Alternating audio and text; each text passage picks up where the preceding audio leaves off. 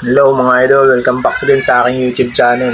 For today's video mga idol is bibigyan natin ng konting review tong bagong Tosik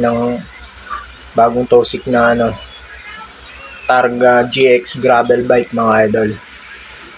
Magsisimula tayo mga idol sa frame nito. Ang frame nito mga idol is alloy frame. Yung fork nito mga idol is alloy na rin. Tapos yung seat post nito mga idol is alloy na rin. Handlebar is alloy na rin.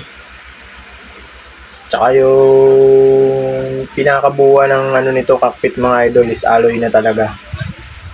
Ang ginamit na dito mga idol group set is Sinsa Ignite.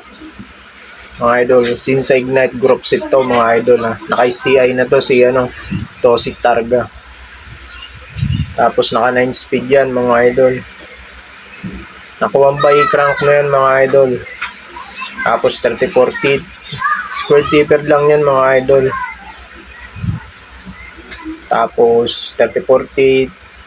Yung cogs 11 to 36 teeth yan mga idol ha. Naka mechanical disc brake na rin yan. Tapos naka Donley wall alloy fork mga idol. Compass in skin wall yan mga idol, yung gulong na ginamit sa kanya. Ang size is 29er na yan mga idol, 29 by 2.10. Tapos yung niyan, rim niyan is alloy na rin mga idol ha.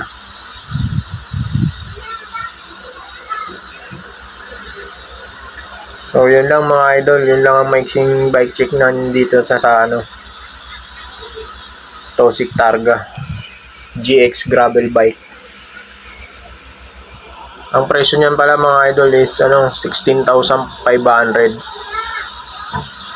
Bali mabibili nyo yan kay Tempogi Bike Shop, Quezon City. Ilalagay ko na lang yung mga contact information nila dyan sa description box o kaya sa comment section, pipin ko na lang dyan mga idol.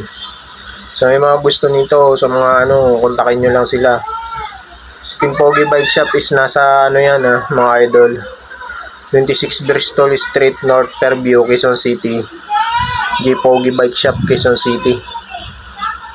Dito lang yan sa may pagdating mo dyan sa may Commonwealth, paglagpas mo ng Regalado sa may stoplight, pasok ka dyan papuntang Fairview.